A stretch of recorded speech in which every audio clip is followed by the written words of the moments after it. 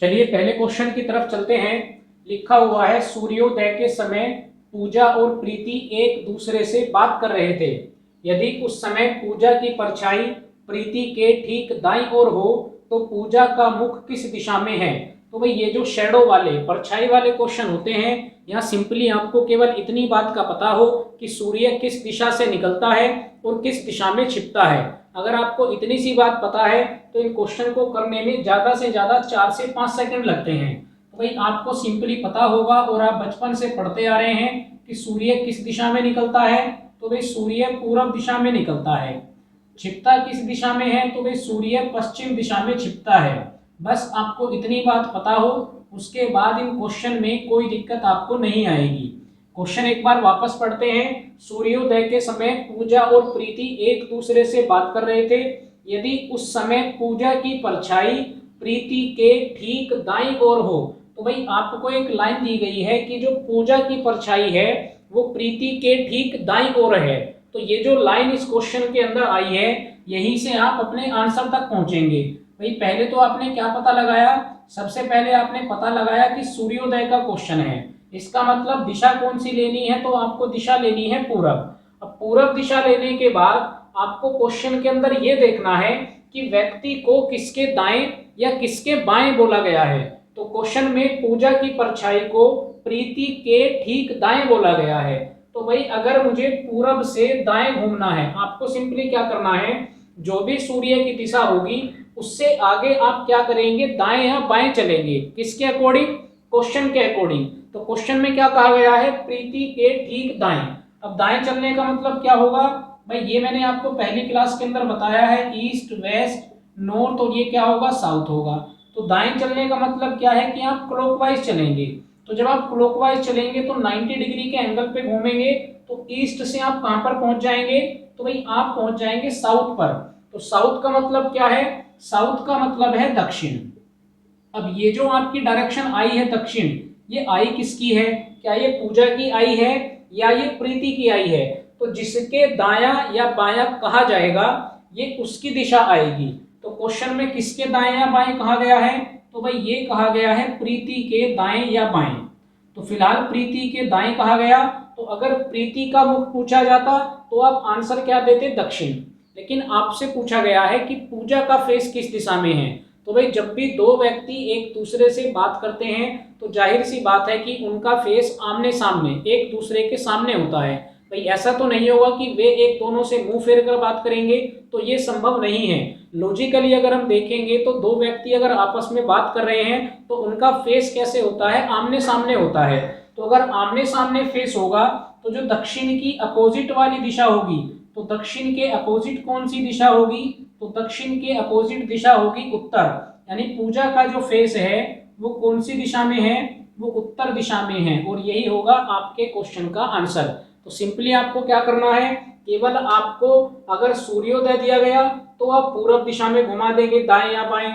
अगर आपको पश्चिम दिशा दी गई तो आप पश्चिम दिशा में दाएं या बाएं चलेंगे अकॉर्डिंग टू क्वेश्चन, जैसा भी क्वेश्चन में दिया गया होगा। चलिए अभी हम 2 से 3 क्वेश्चन और करेंगे तो आपको ये कॉन्सेप्ट क्लियर हो जाएगा। चलिए भाई इसी क्वेश्चन में मैंने थोड़ा चेंज किया है, पढ़ लेते हैं क्वेश्चन को एक बार। सूर्योदय के समय पूजा और प्रीति एक दूसरे से बात कर रहे थे। यदि उस समय पूजा की परछाई प्रीति के ठीक बाईं ओर, इस बार परछाई कहाँ है, बाईं ओर है, और सूर्योदय का क्वेश्चन है। तो भाई सूर्योदय का अगर क्वेश्चन होगा तो पहले मैं कौन सी दिशा लिखूंगा, जिस दिशा में सूर्य निकलता है, तो वो दिशा कौन सी है, ईस्ट है। और अब क्योंकि इस बार बाईं ओर कहा गया है तो भाई आप ईस्ट में कहाँ चलेंगे, आप ईस्ट में एंटी क्लॉकवाइज चलेंगे। तो एंटी क्लॉकवाइज अगर आप चलेंगे तो आप इस डायग्राम को बना के देख सकते हैं। भाई यहाँ पर ईस्ट है तो आप कौन सी दिशा में पहुंच जाएंगे, भैया एंटी क्लॉकवाइज चलना है और 90 डिग्री पे चलना है। तो आप बोल रहे होंगे कि आप पहुंच जाएंगे उत्तर दिशा में। अब भाई ये उत्तर दिशा किसकी है, तो ये दिशा उस व्यक्ति की आएगी जिसके दाएं या बाईं ओर कहा गया है। तो वापस क्वेश्चन के अंदर किसके बाएं कहा गया, तो क्वेश्चन के अंदर प्रीति के इस बार बाएं कहा गया है। यानी प्रीति कौन सी दिशा में है, तो प्रीति उत्तर दिशा में है। पूछा क्या गया है, पूजा का मुख किस दिशा में है, तो वही लॉजिक लगेगा। दो व्यक्ति एक दूसरे से बात कर रहे हैं तो उनका जो फेस होगा वो एक दूसरे के सामने होगा, यानी वे एक दूसरे के अपोजिट डायरेक्शन में होंगे।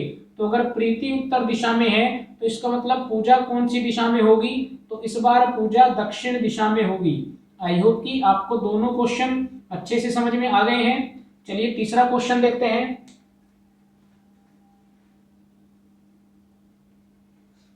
चलिए भाई थर्ड वाला क्वेश्चन एक बार पढ़ लेते हैं, और ये सूर्यास्त का क्वेश्चन है, यानी जब सूर्य छिपता है। तो क्वेश्चन में है सूर्यास्त के समय अर्णव और तन्मय एक दूसरे से बात कर रहे थे। यदि उस समय अर्णव की परछाई तन्मय के ठीक बाईं ओर हो तो अर्णव का मुख यानी अर्णव का फेस किस दिशा में है। तो भाई इस बार सूर्यास्त दिया गया है, तो पहले आप सूर्यास्त की दिशा लिख लें, और वो क्या होती है, वेस्ट होती है। आप डायग्राम भी बना लें, यहाँ पर वेस्ट होगा, ये ईस्ट होगा, ये नॉर्थ होगा और ये साउथ होगा। अब किसके दाएं और किसके बाएं चलना है, तो तन्मय के, और बाएं चलने का मतलब क्या होता है, एंटी क्लॉकवाइज चलना।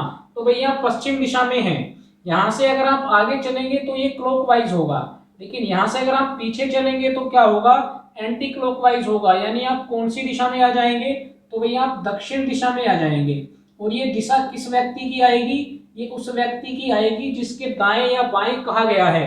किसके दाएं और बाएं कहा गया, तो तन्मय के बाएं कहा गया है। तो भाई ये तन्मय हो गया। दिशा किसकी पूछी है, अर्णव की, कि अर्णव का मुख किस दिशा में है। तो वही लॉजिक बार बार लग रहा है। दो व्यक्ति अगर एक दूसरे से बात करते हैं तो हमेशा उनका फेस आमने सामने होता है, तो दिशाएं कैसी हो जाएंगी, दिशाएं हो जाएंगी अपोजिट। तो आंसर क्या आएगा, आंसर आएगा उत्तर। चलिए एक और क्वेश्चन कर लेते हैं। चलिए फोर्थ क्वेश्चन को पढ़ लेते हैं। लिखा हुआ है सूर्यास्त के समय अर्णव और तन्मय एक दूसरे से बात कर रहे थे। यदि उस समय अर्णव की परछाई तन्मय के ठीक दाईं ओर हो तो तन्मय का फेस किस दिशा में है। तो भाई अब आप सारे लॉजिक को समझ चुके होंगे।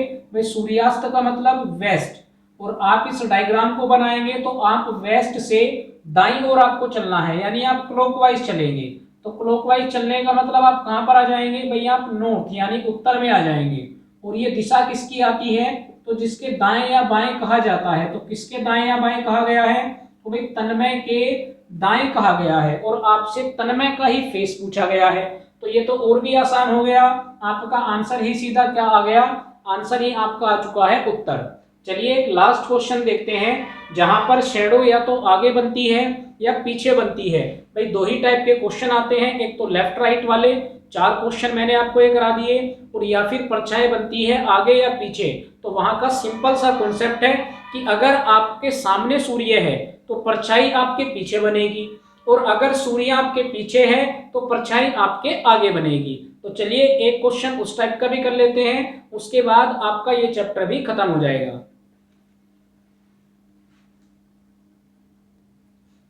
चलिए भाई एक लास्ट क्वेश्चन को पढ़ लेते हैं। कॉन्सेप्ट मैंने आपको बता दिया है।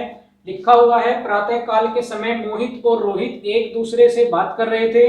यदि रोहित की परछाई उसके पीछे हो, कहां पर दी गई है रोहित की परछाई, उसके पीछे दी गई है। तो पूछा गया है रोहित का मुख किस दिशा की ओर होगा। तो भाई मैंने अभी आपको क्या बताया कि अगर परछाई पीछे बनी है तो इसका मतलब सूर्य कहाँ निकला हुआ है, तो सूर्य सामने निकला हुआ है। तो भाई अगर परछाई पीछे बन रही है तो रोहित का फेस भी कहाँ होगा, तो रोहित का फेस भी सूर्य की ही तरफ होगा। और सूर्य किस दिशा में निकलता है, तो सूर्य पूर्व दिशा में निकलता है। तो यही आपका आंसर हो जाएगा। आपसे क्या पूछा गया, रोहित का मुख किस दिशा में है, तो सिंपल सा आंसर क्या हो जाएगा, भाई रोहित का मुख पूर्व दिशा में है। जब पूर्व दिशा में मुख होगा तभी तो परछाई पीछे बनेगी। तो आई होप कि आपको ये पांचों क्वेश्चन समझ में आए हों। बहुत ही सिंपल से क्वेश्चन है। ज्यादातर क्या होता है कि शैडो वाले क्वेश्चन से हम लोग घबराते हैं कि शैडो वाले क्वेश्चन कैसे होंगे। तो मैंने आपको इन क्वेश्चन को करने का बड़ा ही सिंपल तरीका बता दिया है। इस कॉन्सेप्ट को आप फॉलो करेंगे तो आपको परछाई वाले किसी भी क्वेश्चन में कोई दिक्कत नहीं आएगी। तो इस क्लास के साथ ही आपका ये डायरेक्शन वाला चैप्टर भी कंप्लीट होता है। अगला चैप्टर मैं आप लोगों के लिए रैंकिंग लाने वाला हूँ। क्रम व्यवस्था बहुत ही इंपॉर्टेंट चैप्टर है, एग्जाम में 1 से 2 क्वेश्चन वहां से जरूर आता है। तो अगर अभी तक आपने चैनल को सब्सक्राइब नहीं किया है तो चैनल को भी सब्सक्राइब कर लीजिए, ताकि हर आने वाली क्लास से आप लोग अपडेट रहें। कोई भी आपको कहीं दिक्कत आ रही है तो वो आप मुझे कमेंट बॉक्स में लिख के बता सकते हैं। तो अगली क्लास में नए चैप्टर के साथ और नए कॉन्सेप्ट के साथ वापस आप लोगों से मुलाकात होगी। Thank you.